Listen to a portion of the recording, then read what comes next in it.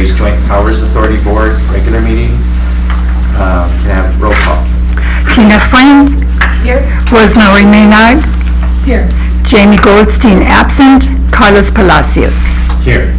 Thank you. I'm going to take a few of these items and then we're going to adjourn to closed session. But I'd like to have, we don't have any presentations. No. There's nothing listed. Do we have any additional materials? No. There are none. Okay. So then there's no additions and deletions to the agenda? No. Okay. So I would like to go to oral communications before, and this is to comment on any business of the Joint Powers Authority or on our upcoming closed session. So if you want to comment about our closed session or about anything to do with the business of the Joint Powers, I'll take those comments right now. Please. Michael Lewis. This is over here, quite a ways over here. I'd like to draw your attention to page 44 of the packet. This is in the section that is called the Regional Library News. Unfortunately, that date for the collection of that ends on the 14th of July, which is 2 weeks ago. And unfortunately, it cut off some very important regional news that was not included in this packet, and I'm very concerned about it. On page 44, you'll see a letter to the editor of the Sentinel from a person signed as John Mills. And this is an egregious attack on an organization called Don't Bury the Library. And it was stated a lot of things that are factually wrong, and it's really approaches libel. That occurred on the 13th. Unfortunately, your packet, it says to the 12th, but that was in the July 13th edition of the paper. Unfortunately, since it was cut off on the 14th of July, it did not include rebuttals to this that occurred. They were in the Sentinel letters to the editor on the 16th. There was, I had a letter to the editor there which pointed out the false information on the John Mills letter previous to that. There was also a letter to the editor from the person who created the situation at the downtown forward meeting that was very disruptive. And she denied any connection with Don't Bury the Library in that letter to the editor. That letter to the editor was followed by an editorial note by the Sentinel staff that the person who had sent the John Mills letter used a false name and a false address in submitting that letter, and they failed to check it out to discover that beforehand. So that discounts the John Mills letter as an accurate portrayal of what went on. My concern is that not having these other two letters and the editorial note from the Sentinel doesn't connect that up with the John Mills letter. And so we're not telling the whole story here. The people who read the packet from now until whenever will only see the John Mills letter, being an erroneous conclusion about what went on in that. So I would like to recommend that somehow that those letters from the 16th be gathered and included with this to complete that story that's depicted here in that section. Thank you. Any other comments? Yes, Jean Brocklebank. Just a quick follow-up to that. I did speak with Susan before the meeting began today and mentioned that, and she was surprised that the packets usually include much closer to your meetings on the first of the month, and she suggested that the person that does that may have been on vacation, and Susan suggested that we mention that this morning. So I'd like to make a more formal request that whoever does that, if they're back, pull those from July 14th, maybe at least through the Sentinel's errata correction, and including Michael Lewis's letter, and pull them out and print them and maybe make them, and I don't know if you can make them addendum to this meeting's packet, but somehow or other, since it is a record, it will make the record more accurate. So I leave it up to you how to do that, but that's my suggested solution, and thank you. Thank you. Yes, please. Good morning. Continuing the theme of accurate information, as a librarian, I am very careful to communicate accurate information. So when press items are included in your packet that contain incorrect information, it is very disturbing that this misinformation gets perpetuated. So in today's packet on page 19, this is, nitpicking, but it's important because it says, in an article about the Pajaronian, about the grand jury findings, one reads the sentence, Santa Cruz Public Library officials are not considering whether to continue informing patrons about their privacy rights or to offer the ability to opt out of similar services. So I believe the word should be now considering. So there's a big difference between you're not considering and you're now considering. So of course you can't, monitor what the Pajaronian writes, but somebody should read this carefully and put something in your packet that notes the error. Then this is not in your packet, but it's additional misinformation. It's a piece of literature from the Friends that states, Measure S pays for the construction of 10 buildings. That does not seem accurate. We're not building 10 buildings. So I'm just saying, somebody should read this carefully. Thank you. Okay, any other oral communications? Okay, I would like to do two things before we adjourn to closed session. I would wanted to get the report by the Friends of the Library, just in case you didn't want to stick around till after the closed session. So is there a report from the Friends of the Public Libraries? You want me to come in? Yes. Morning, everyone. I'll make it quick. We just elected our new officers. Martine Gomez is our new president, and Cynthia Jackson over here is our vice president. She's not hiding. Yeah, she looks like she's hiding. But and also, I wanted to give you an update on the Monterey Peninsula Foundation grant. We have as of this morning, over 97,000 raised, and of that, 50,000 has been paid already. So that we'll send that to the Monterey Peninsula Foundation. They'll then forward another 50,000 to match it. And we also received 50,000 for the Felton Library from the Community Foundation for the Barina, I think it's called the Barina Fund for Special Places. Any questions? Any questions? No. Thank you All right, very thank much. you. Appreciate it. And then I'll take the report by the Library Advisory Commission. Good morning. We met with the full commission last month. It was nice to have everyone there. And we reviewed the grand jury report, and we are drafting a response. And we heard the complaint about the bike rack at Garfield Park that Susan is addressing. Any other questions? Okay, thank you very much. Thank you. Appreciate that. Yes. Go ahead. I was going to wait. It's fine. Regarding the Library Advisory Commission, they are now listed on a website for Downtown Forward as supporting the mixed-use project. Here's my concern. The Library Advisory Commission was formed by the JPA to advise you. The Library Commission has never, as a commission meeting in public, has never discussed the mixed-use downtown library for the purposes of an action item vote to support it.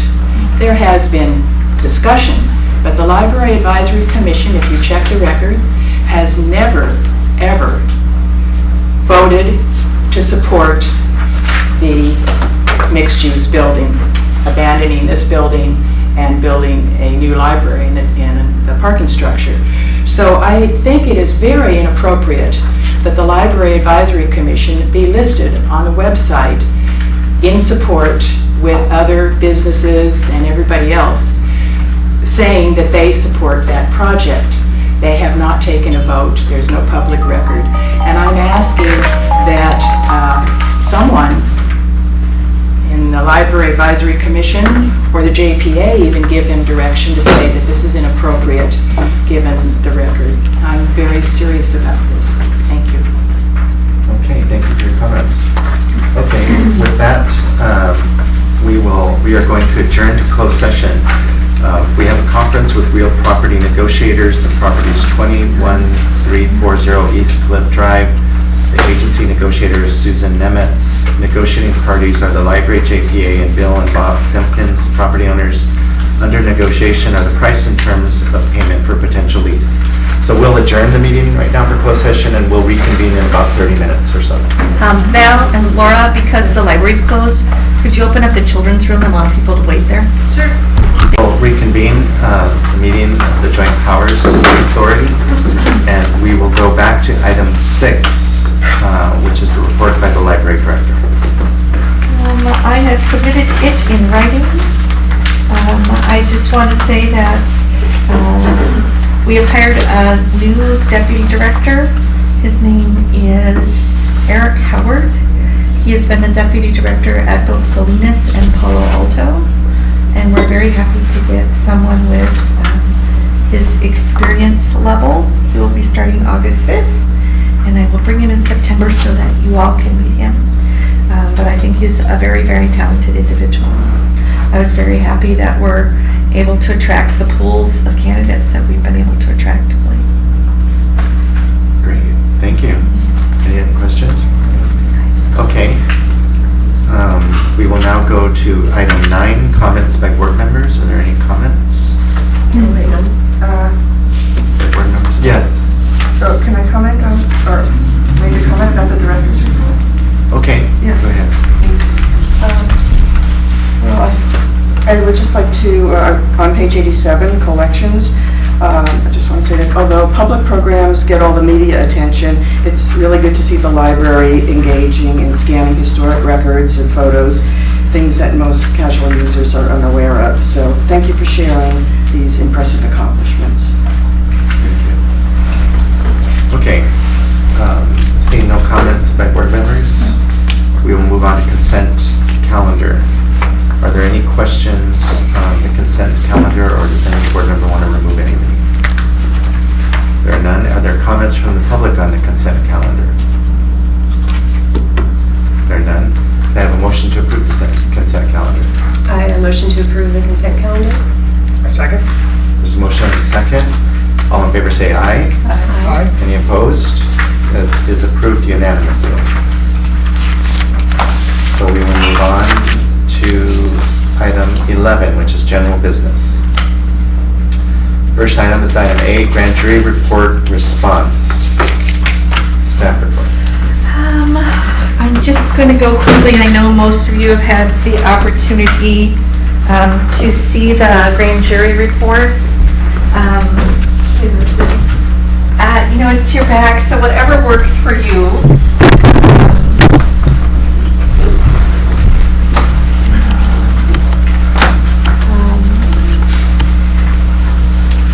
So I just wanted to talk about sort of how this happened.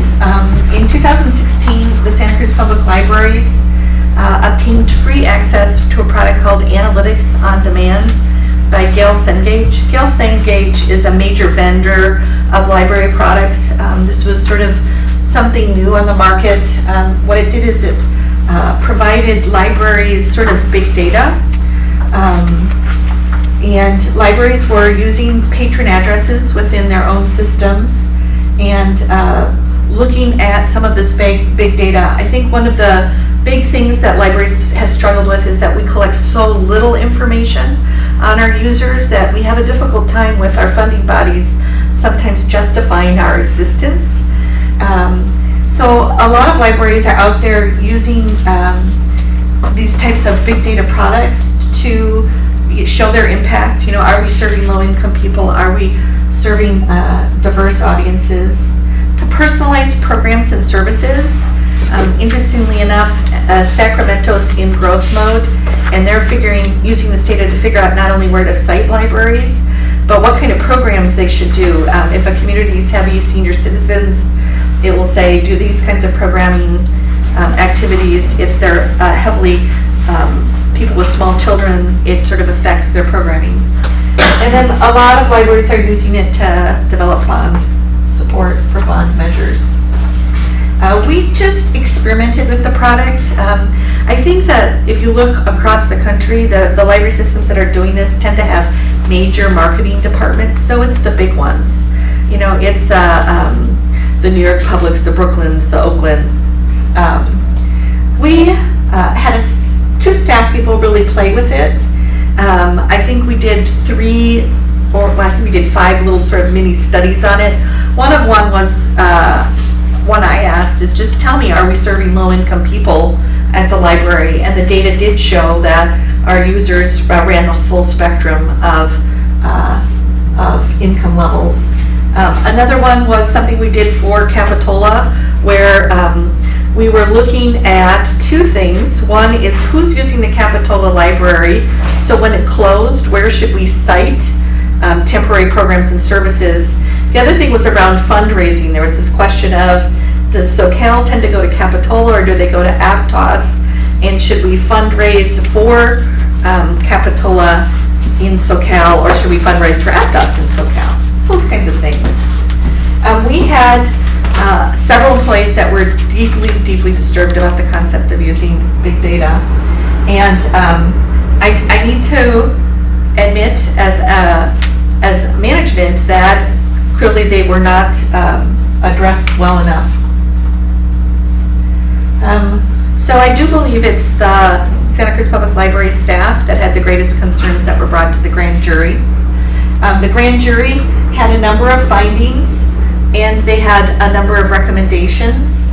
And what is interesting as I look at this report, I have a lot of disagreement around their findings, but I have very little disagreement around their recommendations. I think I think the first thing that they really had to look at is, did we break the law?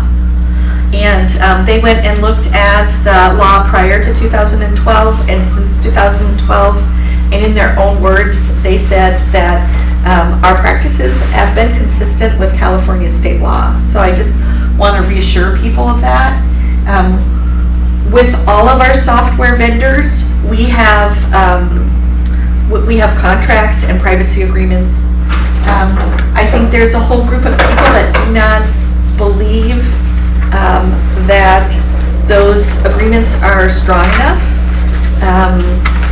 And I'm not sure at what level any written legal agreement will assuage their concerns. I think the big concern I have is there is disagreement in the community around inform versus consent. In an inform scenario, what you do is you're very upfront and open about all of your practices. In a consent scenario, someone has to sign off and say, yes, I agree to that. I have been looking around the country, and the vast majority of libraries' privacy policies really are an inform document. Consent is a really difficult thing to do unless you do it badly. And I think we've all signed this consent for Facebook where they send you 24 pages of legalese that you can't understand, and basically it says, in order to use this, I'm just going to accept it. And I call that bad consent. We could do that and just say, if you want to use the library, you're subject to X, Y, and Z.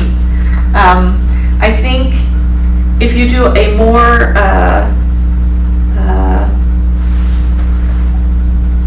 micro approach to consent, you literally go through lists and say, I consent to this, I don't consent to that.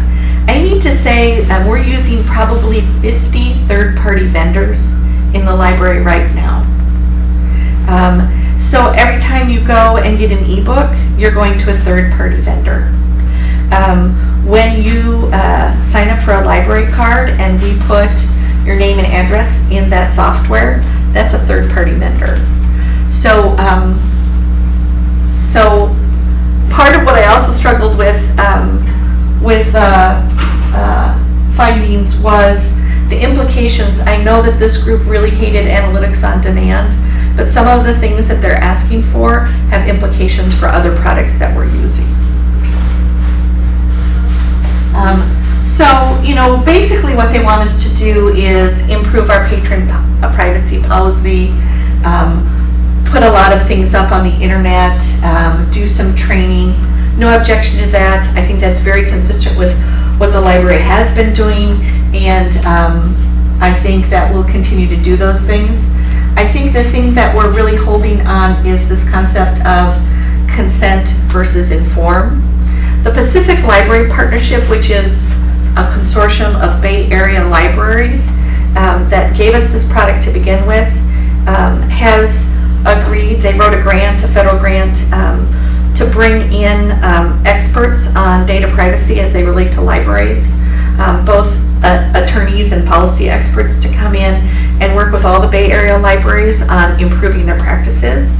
And part of what we would like to do is go through that training and become a part of that process before we do some of the rewrites. As you remember, we just approved our brand new data privacy policy in June. What the change that they're really looking for is the consent piece. And just very specifically, I can't imagine a scenario where I say, Val, would you like to be part of our collection process? Because I don't think anyone would consent to that. So what are those things that are required for library services? And what are those things that are more subjective? I do have to say that the grand jury found that the California laws are silent on consent. But this group is very critical of us not moving to a consent approach to our third-party vendors. I wish we were more clear about the problem itself. I think that this group was really upset about the use of big data, but they call it data analytics. And I think I want a definition of which data analytics is offensive and which data analytics is not. So for example, GIS mapping, which is a software that most government agencies use, is a data analytics program. And so how far do we go in saying that we're not going to use data analytics, I think is a really important question for us. I want to avoid bad consent practices. I want to do best practices in the library, but I also wish the grand jury had recognized that there's a huge debate about this within library circles. Libraries, like all public agencies, are trying to personalize and individualize services and do a better job. And by doing so, they're using more and more other data. The AOD is one of 3 products on the market right now for libraries. And as I search across the field and the field's literature, there are a lot of libraries using this type of product to understand their constituencies better. And so to say that best practice is to not use it, I don't think is fair, because I think there's real controversy in the library community. I think none of us would like us to have policies that leave us open to litigation. So an aspect of this is really working with our attorneys on the policy to make sure that they're appropriate and don't leave us open. So what have we done? We imposed a moratorium on the product in 2018. We ended its use in January. We drafted a new policy. It was reviewed by multiple staff groups and the Library Advisory Commission. It was approved by this board in June. We've created a web page. I hope I can pull this up.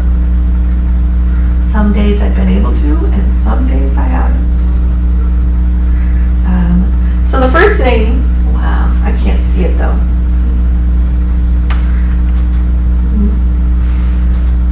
Is it F7? F7. It came up on mine. The first thing we've done is a cookies statement. So when you go into our website, we say what cookies we use and why we use them. And you have to say, I agree to that in order to even get into our web page. We now have a data privacy website. It includes not only our data privacy policy, but it includes a list of every third-party vendor we use and what their privacy policies and the data that we give them in order to use the product. So this is our attempt to really inform our users about which products they may want to participate in or not participate in. We've are completing privacy audits, so as soon as we look at a third-party software vendor, we send them a series of questions that they have to answer. If they don't meet our concerns about privacy, we won't buy them. We already threw out a vendor in the last month using the privacy audit. We've implemented a data breach policy so that if people do get through our systems, we know what to do. And then we've worked with the Pacific Library Partnership on their grant to provide data privacy best practices training in the Bay Area. We have a response due on September 23rd. I've scheduled an, yay, there. I've scheduled a board meeting for, I think it's September 5th at 9 a.m. downtown so that we can approve the response to the grand jury. The Library Advisory Commission is meeting on the 10th and will also develop a response. And with that, I stand for questions. Okay, are there questions from the board? There are none from the board. Are there any public comments on this item? Okay, thank you very much. Appreciate the report. We will now move on to item B, which is security cameras policy. So this is the second reading of the security camera policy. We are hoping with the new buildings to be able to add some security cameras. We did take a pause and meet with our unions in a meet and confer. I think the union's primary concern is using the cameras to manage performance, which is not the intent. And we're actually suggesting a rather strict policy where we only look at camera footage if we believe that a crime has been committed. And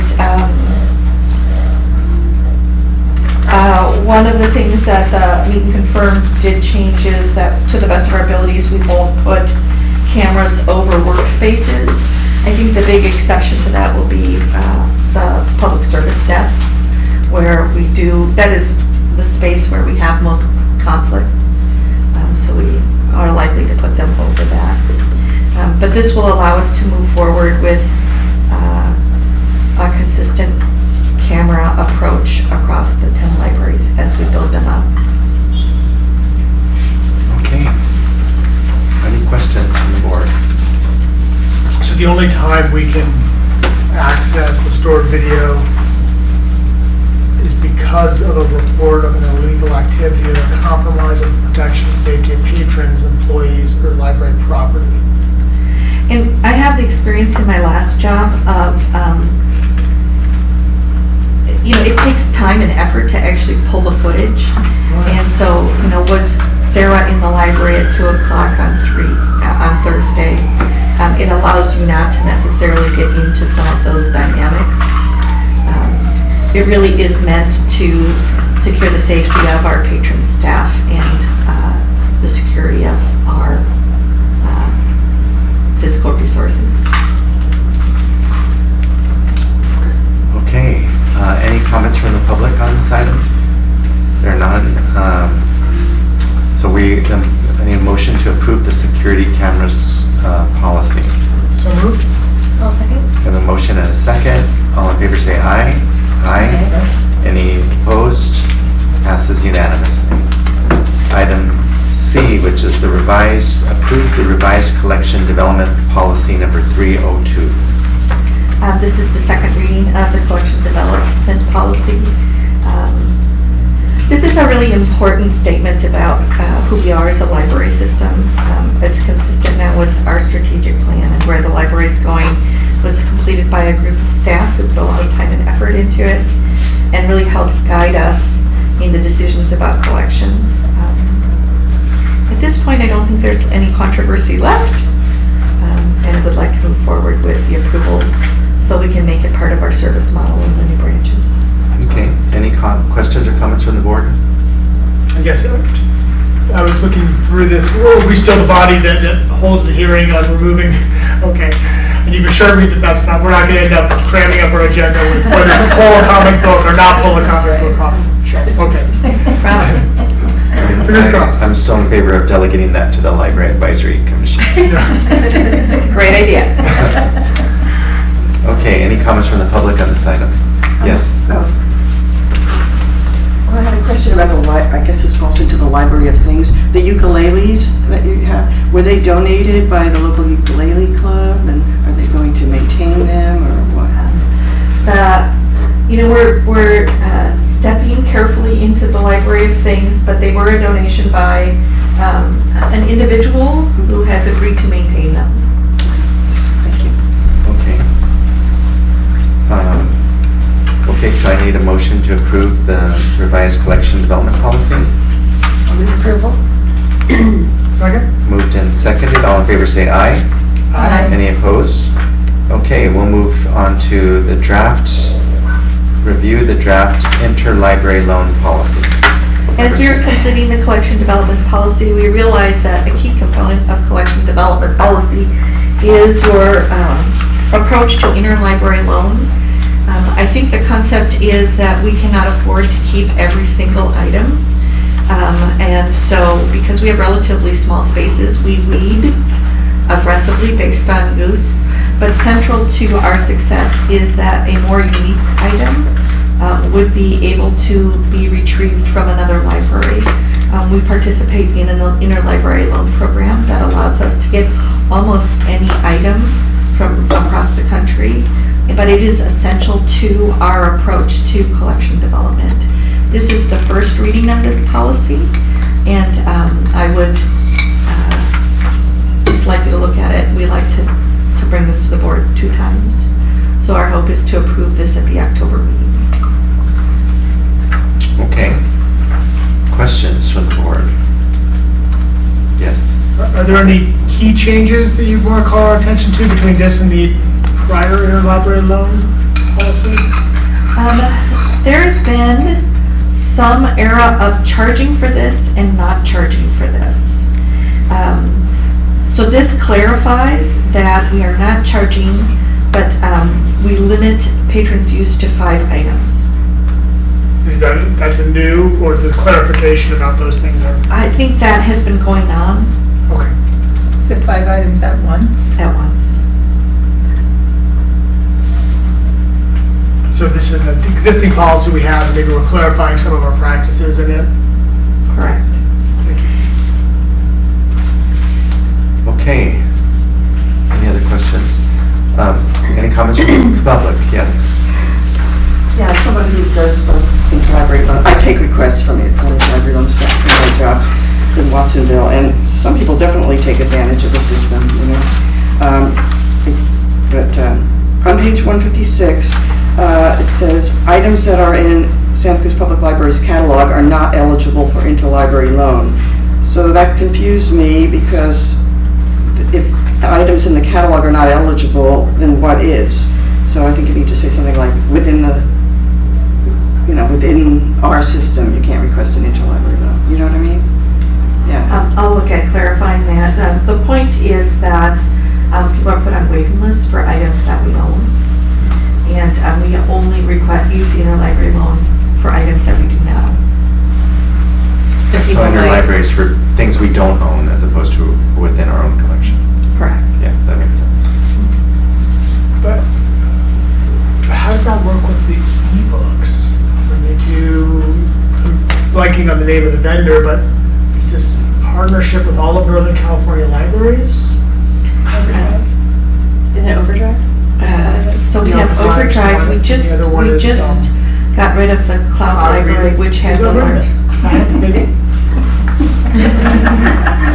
I felt the same way.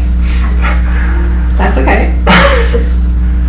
We were able to transfer 96% of the books from, it was hard having 2 platforms. Yeah. And Overdrive was used significantly more. So we were able to transfer 96% of the books from the cloud library to Overdrive. And and we're going to invest in a single platform because our users found it too difficult to manage too. That's not the Interlibrary though, that's a whole different thing, isn't it? Ebooks. So I'm just, we don't consider that interlibrary loan. It's for physical. It's just part of our collection when a shared item comes up. Okay, so do we need to approve this? Next time. Yes, next time, so we're just reviewed it, okay. So we move on to item E, which is FSCPL. Friends of the request- Santa Cruz Public Library. Okay, Friends of the Santa Cruz Public Library request for Aptos. So we received a large bequest for the Aptos Library. What we would like to do is make that money available to the county so that it can affect the scope of the project. And although they do not probably need it until the end of the project, they're going out to bid on this project, and it will affect things like the number of square feet that they can request in the initial bid. Okay. Questions? Wonderful. Yeah. Any comments from the public on this item? I just want to say a bequest of this size can really make a difference. Great. All right, so the recommended action is to accept and distribute the Friends gift for the Aptos Library. Can I have a motion? I'll make a motion, but I just want to just acknowledge the Leonard Trust. I don't know them, but it is an amazing gift for the library and an amazing opportunity for the Aptos branch that I know is struggling financially to find a way to achieve their goals in the community and provide the services in Aptos. And this level of funding support is just amazing. And kudos to the Friends for helping make it happen, everybody involved. So with that, I would move staff recommendation. Thank you. We have a second. I'll second. Great, we have a motion and second, and thank you for your comments, Jamie, and all in favor say aye. Aye. Any opposed? Approved unanimously. So now we're at item F, which is the 1920, to review the 1920 work plan. I've included our strategic plan, and this is just the primary projects we will be working on over the next year. We report quarterly on our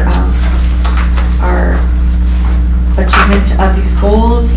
As you can see, this will be a year that focuses heavily on facilities planning and implementation and organizational capacity issues. Any questions or concerns? It looks great. It looks great. With all these lists, close this branch, open that branch, it's certainly a lot to do. That's right. Yeah. Sounds like a busy year. Yeah. Any comments on the work plan from the public? Okay. Thank you very much for this work. It's very good. We really appreciate it. With that, that's the final item under general business. Our next meeting is October 3rd. It'll be September 5th. Oh, there'll be a September meeting. September 5th? Is it 5th? That's a Thursday. Is that a Thursday? Yes. Okay, we'll have our next meeting on September 5th. Okay, with that, we will adjourn the meeting. Thank you very much. Thank you, Rosemary.